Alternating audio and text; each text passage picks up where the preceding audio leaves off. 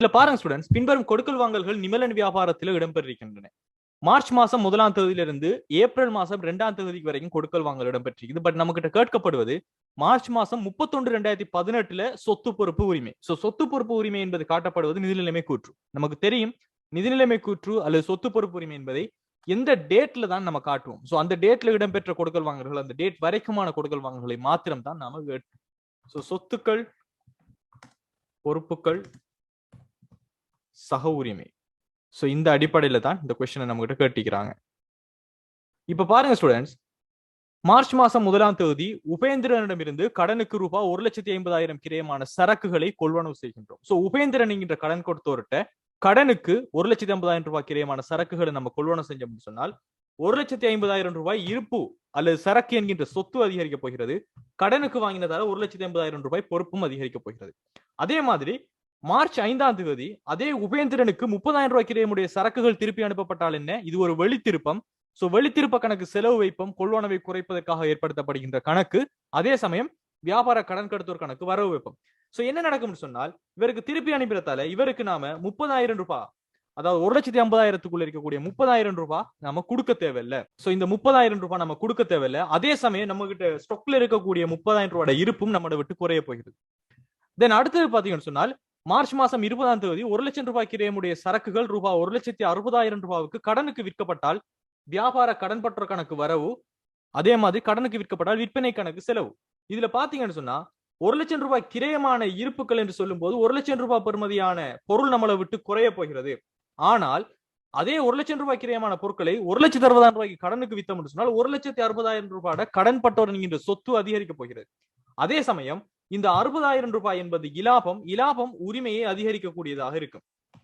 அடுத்தது பாருங்க, 10,000 ரூபாவான விற்பனை தரகு வந்துடும் கொடுக்கப்படும். விற்பனை தரகு கொடுக்கப்படுது காசாக கொடுக்கப்பட்டது. காசாக கொடுத்தால் சொத்து, காசு என்கின்ற சொத்து குறையப்படும். விற்பனை தரகு என்பது செலவீடு உரிமையை குறைக்கக்கூடியதாக இருக்கும். ஆனால் ஏப்ரல் மாசம் 2ஆம் தேதி இடம்பெற்ற கொடுக்கல் வாங்கல்களை பத்தி நாம இங்க கவலைப்பட தேவையில்லை. அதை பதிஞ்சிங்க என்று சொன்னால் அதையும் சேர்த்து வரக்கூடிய தாக்கமும் இங்க ஆன்சராக இருக்கும். பட் பிழையான ஆன்சரை சூஸ் பண்ணுவீங்க. Because date is very very important. நம்ம கிட்ட கேட்டது 31/3/2018. ஏப்ரல் மாசம் 2ஆம் தேதி இடம்பெற்ற கொடுக்கல் வாங்கலை பத்தி இங்க கேட்கல. அதன் மூலமாக இடம்பெற்ற சொத்து பொறுப்பு உரிமையில இடம்பெற்ற தாக்கம் என்பது நமக்கு தேவையில்லாத விஷயம். பாத்தீங்கன்னு சொன்னால் சொத்துக்கள்ல நெட் இம்பாக்டாக 170 அதிகரித்திருக்கிறது.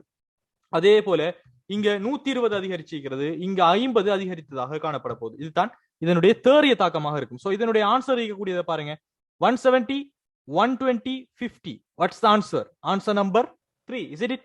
இது எல்லாருக்குமே விளங்குதா? இந்த क्वेश्चनக்கு ஆன்சர் என்ன இருக்க போகுது? இரண்டாவதுக்கு ஆன்சர் நம்பர் 3 இருக்க போகுது. Make sense?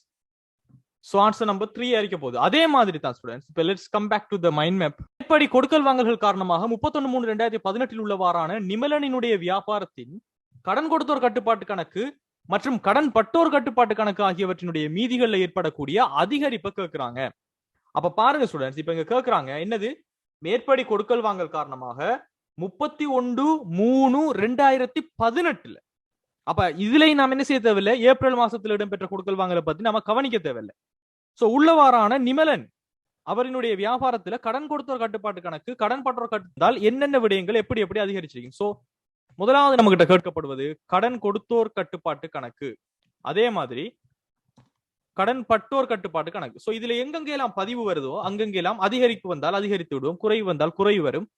இறுதியில எவ்வளவுக்கு தேறி அதிகரிப்பு வருது பார்ப்போம். முதலாவது பாருங்க, உபேந்திரிடம் இது கடனுக்கு 1,50,000 ரூபாய் கிரயமான சரக்குகள் கொள்வனவு செய்யப்பட்டால் என்ன பதிவு? கொள்வனவு கணக்கு வரவு. உபேந்திரன் என்பவர் வியாபார கடன் கொடுத்தோர் செலவு. 1,50,000 ரூபாய் கடன் கொடுத்தோர் கணக்கில் அதிகரிக்க போகிறது. அதே சமயம் மார்ச் மாசம் 5ஆம் தேதி உபேந்திரனுக்கு 30,000 ரூபாய் கிரயமுடைய சரக்குகள் திருப்பி அனுப்பப்பட்டால் என்ன இரட்டை பதிவாக இருக்க போது? வெளித்திரும்பல் கணக்குல நாம செலவு வச்சுட்டு வியாபார கடன் கொடுத்தோர் கணக்குல வரவு வைப்போம். 30,000 ரூபாய் வியாபார கடன் கொடுத்தோர் கணக்குல குறைய போகிறது. It should be -30. அடுத்தது பாருங்க, 1,00,000 ரூபாய் கிரயமான சரக்குகள் ரூபாய் 1,60,000 ரூபாய்க்கு கடனுக்கு விற்கப்பட்டால் என்ன அர்த்தம்? விற்பனை கணக்கு செலவு 1,60,000. அதே போல வியாபார கடன் பட்டோர் என்பவர் உருவாகின்றார் 1,60,000 அதிகரிக்கின்றது. அதே மாதிரி ரூபாய் 10,000 விற்பனை தரகுகள் கொடுக்கப்பட்டால் என்ன நடக்க போகிறது? காசு என்பது குறையும். காசு கணக்கு செலவு விற்பனை தரகு என்கின்ற செலவு வந்துடும் அதிகரிக்க போயிரு. இங்க கடன் கொடுத்தோரோ கடன் பட்டோரோ சம்பந்தப்படல. அவ்வளவுதான் மார்ச் மாசம் 31க்குள்ள இருக்கக்கூடிய விஷயங்கள். இதன் அடிப்படையில இதனுடைய தேறிய தாக்கம் பாத்தீங்கன்னு சொன்னால் இங்க 120 அதிகரிச்சிருக்கிறது, இங்க 160 அதிகரிச்சிருக்கு. சோ ஆன்சர் எதுவா இருக்க போகுது? கடன் கொடுத்தோர் என்பது தேறியதாக 120 160 இருக்க போகிறது. So answer number what? Answer number 4. Simple, right? யாருக்கு சரியான சார் குழப்பம் ஸ்டூடெண்ட்ஸ் இந்த ரெண்டு क्वेश्चंस நான் செஞ்சதுல? ரைட். சோ சிம்பிளான விஷயம். அடுத்த क्वेश्चन பாத்தீங்கன்னு சொன்னா அடுத்த क्वेश्चनும் இதோட சம்பந்தப்பட்ட क्वेश्चन தான். So let's take that question the fourth. நாலாவது क्वेश्चन பாருங்க. உபேந்திரனிடமிருந்து கொடுக்கல் வாங்கல்களை அவை இடம்பெற்றதனின்படி நிமலனினுடைய வியாபாரத்தின் புத்தகங்களில். சோ உபேந்திரனுடனான கொடுக்கல் வாங்கல்கள், அந்த உபேந்திரன் என்கின்ற கடன் கொடுத்தோருடனான கொடுக்கல் வாங்கல்களை அவை இடம்பெற்றதன்படி நிமலனினுடைய வியாபாரத்தின் புத்தகங்களில் பதிவதற்கு பயன்படுத்தப்படுகின்ற மூல ஆவணங்களுடைய ஒழுங்கு வரிசையை கட்டுகிறார். இப்ப இந்த क्वेश्चनல ஸ்டூடெண்ட்ஸ் இவர் டேட்டை மென்ஷன் பண்ணிக்கிறாரா? டேட்டை மென்ஷன் பண்ணிக்கிறாங்களா? நோ. அப்படின்னா என்ன அர்த்தம்? டேட் எல்லாம் இல்ல. நாங்க தந்த தரவுகளுக்குள்ள, நாங்க தந்த கொடுக்கல் வாங்கல்களுக்குள்ள உபேந்திரனுடனான கொடுக்கல் வாங்கல்கள் அவை இடம்பெற்றதன்படி என்ன விடயங்கள் நடைபெற்றுங்கிறத சொல்லுங்க. இதுதான் இங்க கேட்ட கேள்வி. முதலாவது கொடுக்கல் வாங்கல பாருங்க. உபேந்திரனிடமிருந்து கடனுக்கு 1,50,000 கடனுக்கு 1,50,000 ரூபாய் கிரயங்கள் சரக்குகள் கொள்வனவு செய்யப்பட்டால் இது ஒரு கடன் கொள்வனவு. கடன் கொள்வனவுக்குரிய மூல ஆவணம் எதுன்னு சொல்லுங்க பாப்போம்.